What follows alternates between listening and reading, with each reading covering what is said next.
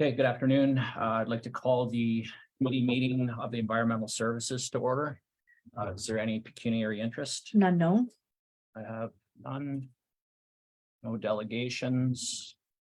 Our prior meetings minutes were circulated at the last council meeting. We go right down to the task Yes, list. I can. I know there's a couple of ongoing items on there. Yeah, there's the ones that have been there for bylaw review and the meter replacement program. Yeah. Those are the only two for. There's a few that have been, one that's been completed for. I don't think the work's been completed, but the work to, like, we've let the contractor know about the new railings. The railings, yeah. So in the future, anything that's on this list that's in green won't show up next time. Yep. So. Okay. Okay, we'll move down to the health and safety inspection sheets.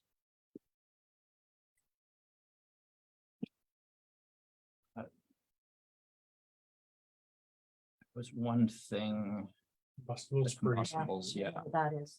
Yeah, and there's been some conversations, there's some difference of opinion on what's allowed and what's not allowed Mhm. on that. Basically, it's like, yeah, our marker paint. So the marker paint for locates, cans of WD-40, stuff like that, it's all on shelving.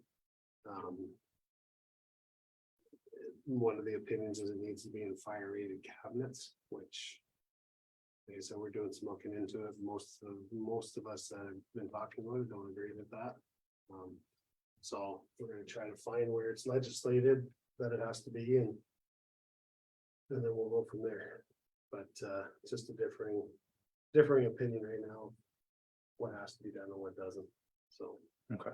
we're looking into that. If it's decided we have to do it, then we're gonna have to come to council because I'll need a couple. Fire rated cabinets and they're probably about $4,000 or $5,000 a piece, if not more. They're very expensive, so. And then I know some of the other departments will need the same. So it'll be a significant cost to put this spray cans and stuff for individual spray cans of paint and lubricants in fire cabinets. Now, is that something you're looking into, or who did the inspection is gonna look into? No, I'm looking into Okay. it. I know Steve from Public Works, he's been over and talked. We kind of both looking into it. I don't believe anybody from that did the inspection or the health and safety coordinator, I don't think they're really looking into it. They Okay. just wanted to do it, but it's something that most of us don't think needs to be done. What's interesting that we've gone all these years without requiring those cabinets. I've never anywhere, like, if it was gas can, like, we keep our gas cans and stuff like that. Mhm. In a fire rated cabinet in the back little shed. We've never done the individual aerosol cans. So we're looking into it and we'll find out if it's written somewhere that we have to do that, then we'll rectify it. If not, we're gonna discuss it further. Okay. I think that was the only thing I saw. But yeah, everything else is just the few things that are ongoing. Yeah, with the building. Yeah, and just, you know, the railing, contractor that's doing the railing called me the other day and he's trying to work it out in his schedule. We've got a couple big jobs finishing up. So he's gonna come over in the next few days. He's hoping to double check his measurements and get started on that as soon as possible. So, Yeah, I thought that was mentioned in your report. Yeah, That, yeah, okay. I actually, he called again yesterday to make sure it was okay just to stop in, so. All right, move to receive and file the safety inspection sheets. Seconded. Move down to new business, the environmental services monthly report for June. Go through, so for updates from previous months, basically, the main thing is the digester project, so. Matt and Ainsworth in to do some pressure testing. And it failed again. So got a meeting set up for myself, Jim. Matt and MIG, and we basically discussed what was going on. There were some discrepancies between Matt and Megan, how the testing was being done. So moving forward, I basically made the decision that if they're gonna do a test, they need to have a representative from the engineer there, as well as Matten, to do the testing. Because I don't want to see where they do a test and then there's questions, well, why did you do it that way? So that's happened. They were in this past week. First, like last week, sorry. They did 2 tests last week. Both times MIG was on site as well as Matten and Ainsworth, and then our staff, and it failed both times. So they're back at looking into different possibilities of how or what they're gonna do moving forward to get this resolved. So that's kind of where we're at. Haven't heard from them for any definite plans this week on whether or not, I'm assuming they haven't scheduled a test, so I don't think they're quite sure exactly what they're gonna do for the next test, so. They are supposed to be looking into getting some help maybe out of Toronto from the TSSA down there. They haven't gave me any information as to whether or not they've received anything helpful yet from the TSSA, but yeah, we're basically no further ahead in time's running out, so. I believe our deadline was September for the grant stuff, so. Really running, I know there was this discussion about the cost of the clean out on the second one has gone up significantly. And I made it clear to them, that's part of the contract, it's in the contract, so. We'll see where it goes, if they ever get that far. At this point, we don't gotta worry about that until they get the first one done, so. But that's about all we can tell you right now is we're basically still waiting for the engineers and the contractor to come up with a solution as to why their work's not working. Do you think the TSSA is gonna have any experience? Or is there any light at the end of the tunnel on this that maybe they've dealt with So- this somewhere else? Ainsworth, that's doing the testing for Matten, they spoke to the local inspector that we have. And they were gonna ask him to contact some of the inspectors in the GTA because obviously there's a lot more digesters in the area. Mhm. So they were gonna reach out and see if they could get somebody from the GTA that deals with far more digesters on a regular basis. If they've ever seen anything like this, if they have any ideas or anything that we could try different. As far as the testing goes, to try to get results.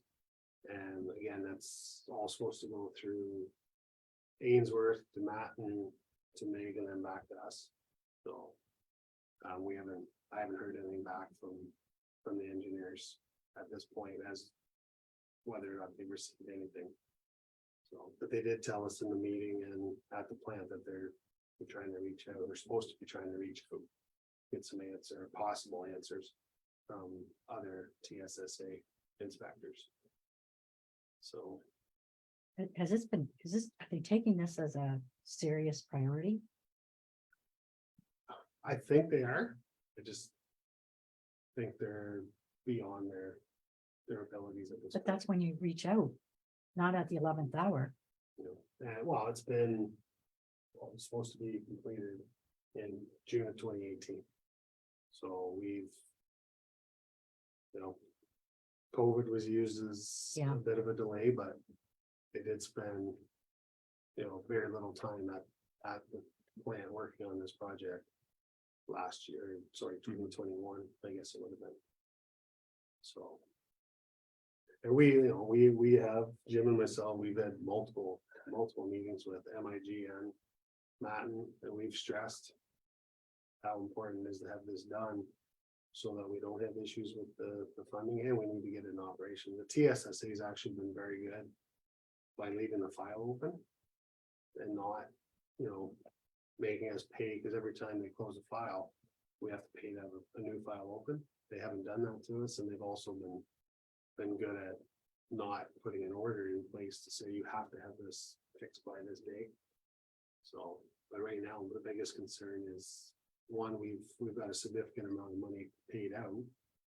And we haven't got the results, and we've also got potential to lose some grant money or potentially all of it. So. We definitely need to see some results from both the engineer and the contractor. So. I just don't understand where we go from here. Yeah. If no one seems to be able to solve this problem, we're reaching out to, the TSSA, which is huge organization. Where do we go from here? If this is a mystery. Yeah, we may have to go back to Jay's original plan to replace the lids rather than try to fix them. Which is, a whole other kettle of fish. It's like much greater cost. I'm not sure what kind of timeline, but I think at some point we have to make that decision. We're gonna just say that this project has been a failure. Let that process go where it may, and then move forward with replacement on that. Like, I don't see many other options other than the two, like. So then you see the reaching out to the TSSA as the last kick, right? Basically, at this point, Matten, the contractor, which is Matten, they're looking at MIG to give them a solution. MIG was the engineer that said, we don't need to replace them with new lids, we can fix these ones. And they wrote the scope of work on how to fix them. It's not working. There was both Devin and Mark were on site last week for the testing. Neither one of them have any ideas where to go from here, so that's why we're hoping maybe somebody from the TSSA that can come up with some kind of an idea or solution to the issue, but like I said, my faith is low. It has been for quite a few years, so I'm not confident they're gonna be able to complete this.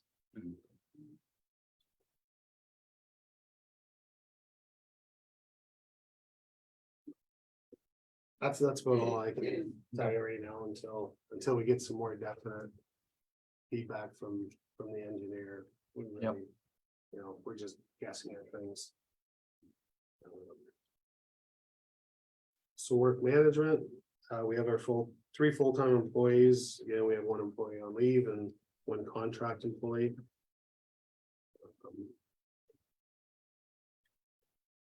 Training, again, all of our staff are working to maintain and acquire the required training to keep their licenses up to date and get higher certifications.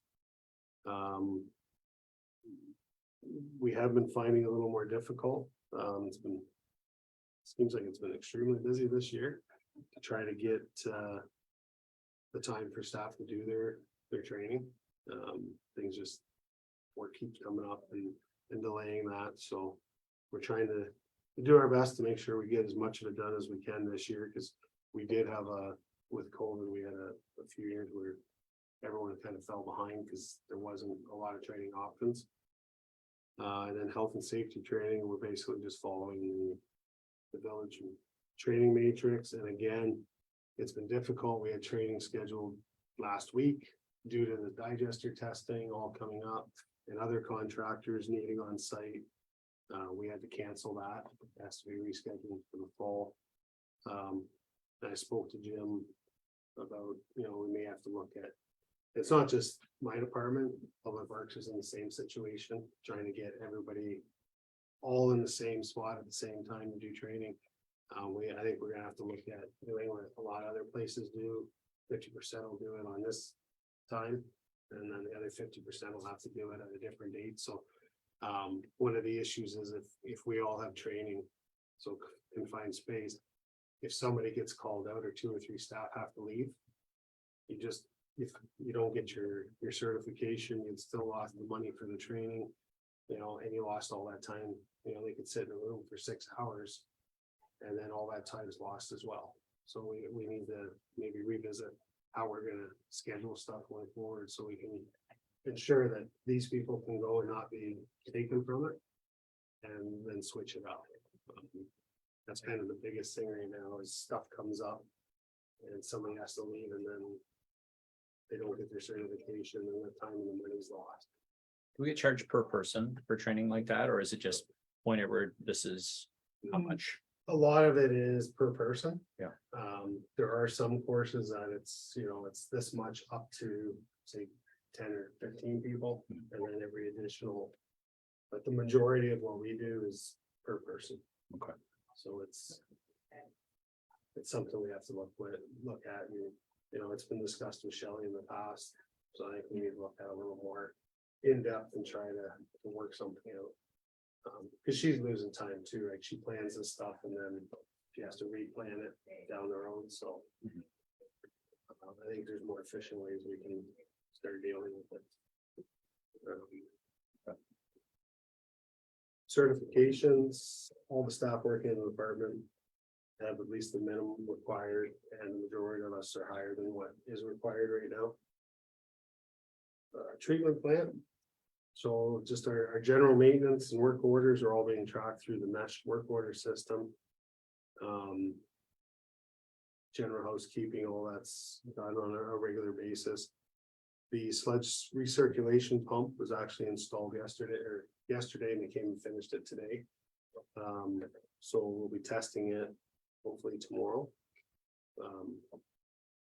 Or maybe tomorrow or Friday, we'll try to do the first full run on that, but it is in, and luckily we were able to rebuild that instead of replace it, so there was the cheaper option did work out.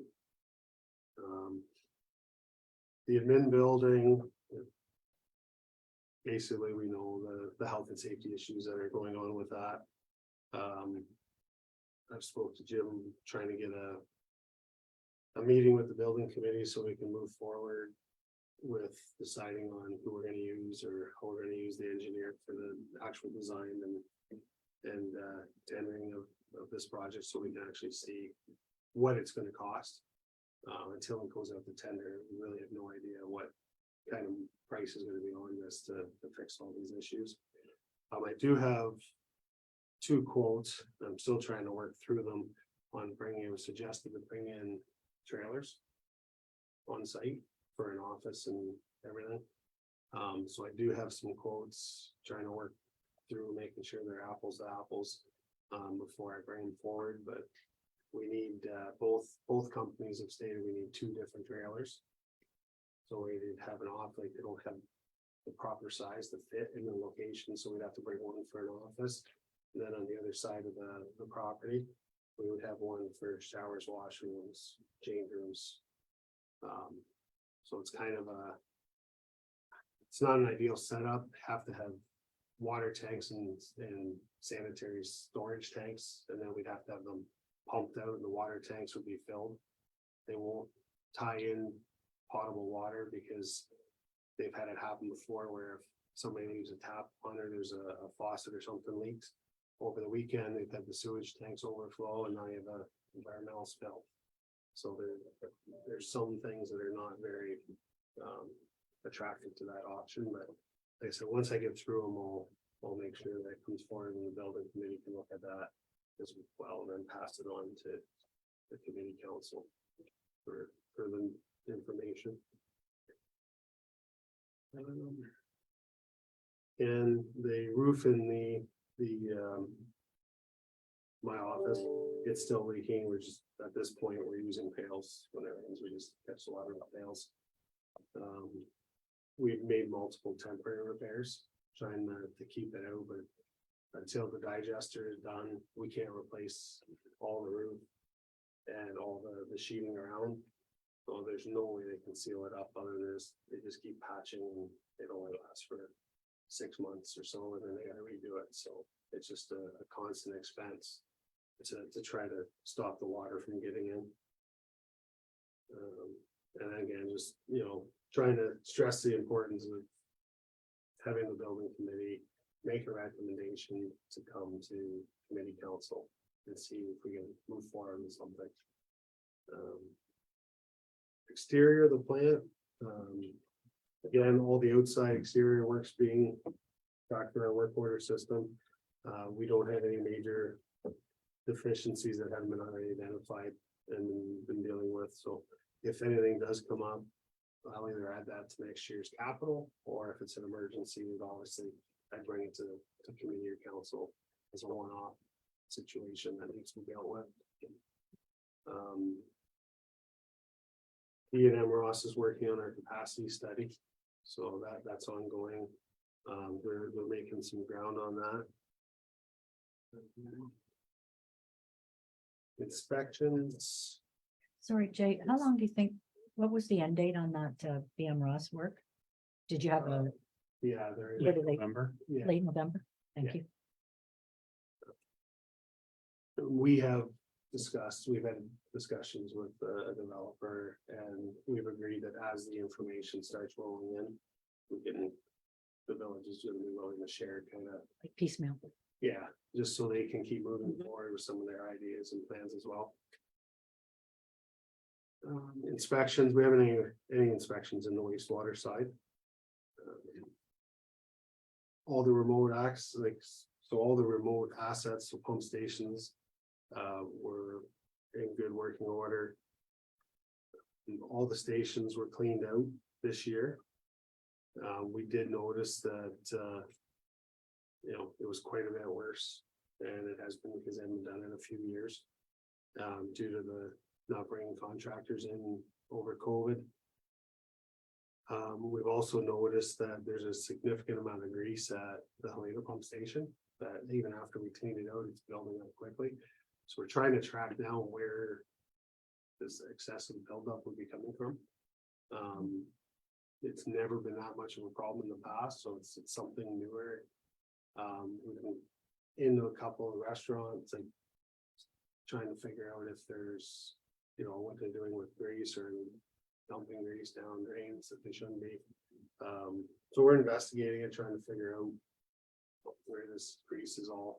And I've also looked into a couple companies that have equipment we can put in to help minimize, it helps break the grease down, keep it suspended rather than solidify in the wells. So I'm working on a few options.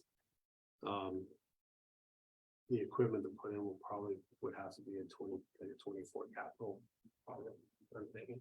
I don't think we'd have the money in the budget to do it this year, but.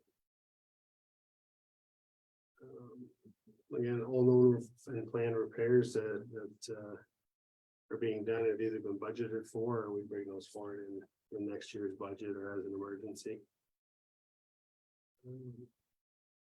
Now, the other new item for this is we've, on top of the capacity study, we're trying to find the termination locations for the sanitary pivot screen that was installed years ago for the Holmes Foundry site.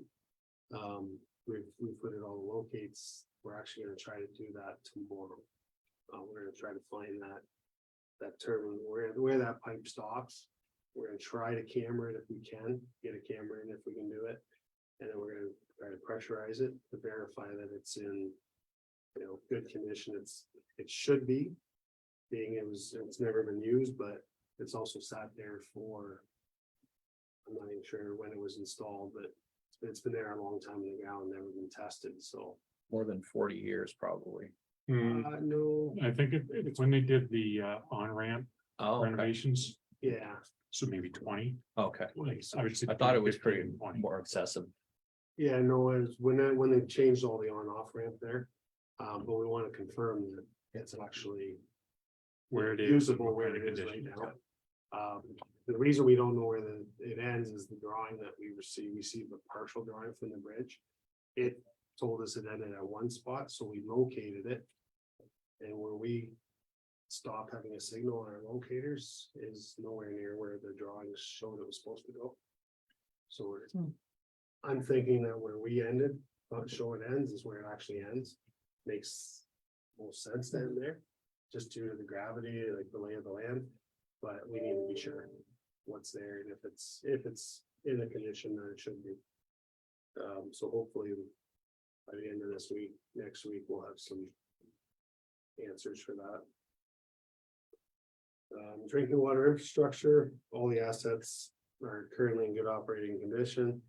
The St. Clair Street project, that's moving forward. The tenders are out, we have meeting coming up with the potential bidders, so there's not too much more I can talk about that until we get the tenders back in. Inspections, we had a surprise MOE inspection last week. They came in for the annual water inspection, and once every 3 years, it has to be an unannounced surprise inspection. So they have a lot of work to get done to get them all the information they want for Friday, so it was a nice surprise to have them stop in and give us a nice big list of work to do. So basically the work follows, like it's questions they have or Yeah, so we have to provide them. recommendations? I know they want to see all the back T results. They go through all the log books. All the forms that we use for our QMS. They review all the forms, make sure everything's documented. They go through everything. They want to see all our SOPs and they have 3 pages of things that I have Wow. to get them all copied and sent over. Dropped off to them so they can review it all and make sure that everything's being done the way it should be. Stormwater infrastructure, so we have diesel pump 1 a while back had the oil leak. We fixed that up. So we've been keeping a close eye on them. Diesel 1 is it's fine, it's running, it's not having any oil leaks. But it is, as we talked about in the past, it's a 60-year plus piece of equipment. Diesel number 2 actually ran in the last big storm. It had same thing, it had a gasket go. So we've got that one fixed up. And again, it's just, they're showing their age. I'm still working with Tormont and Cat to try to figure out if there's an option that we can replace those with diesel engines. That'll fit in and operate. If not, the other option is what we priced for a budgetary price a number of years ago. That's converted all to electric and put a standby generator on site, but that was significantly more money to do it that way. So that's still ongoing. And then the catch basin repair list, the majority of the repairs that have been identified through my department in Public Works they've been done. There's been a few more added since that have been identified. So we're just continually working through that list, trying to keep that all under wraps. Vehicles, equipment, all our vehicles are in good, safe operating condition. Health and safety, we discussed Blue Water Fabrication. They have the POs and they're working on getting us a date to come in and install the railings that were identified. The Federal Bridge, still they continue to have the fenced off area on the property and they're maintaining it. And then all the repeat items on the health and safety walkthroughs as well that we discussed. Security. Blue Water Fabrication, because they're coming in to do all the railing work, I've asked them to add the extensions, so they've planned to do that when they're on site, to close the gap below the gates, so nobody can slide underneath the gates again. So we're assuming that's how they got in on the attempted break-in. And then I've been working with security to try to get one of their people down to kind of go through the other buildings in the plant that don't have the proper alarms on right now. We only have certain, when we put the alarms in, we only did certain buildings. So we're gonna look at getting the price of increasing the security to make sure. That it's not so much for theft, it's that if somebody got in these buildings, they could potentially get hurt. So it's more of a development thing that we want to do this for. And once I do get a solid price on that, I'll bring it to committee and for recommendation.